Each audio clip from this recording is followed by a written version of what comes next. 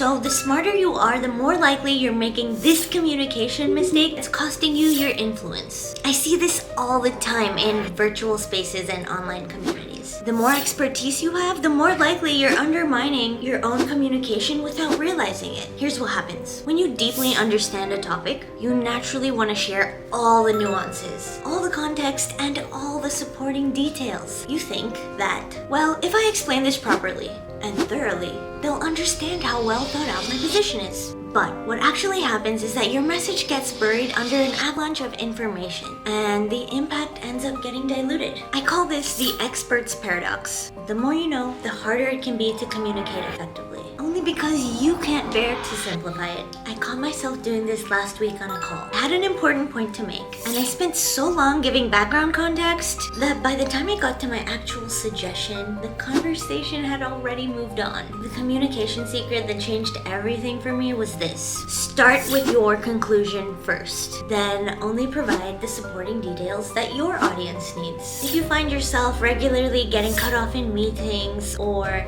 seeing eyes glazed over when you speak, try this conclusion first approach. Your brilliance deserves to be heard, not buried. Comment guilty if this has happened to you. Love you, bye.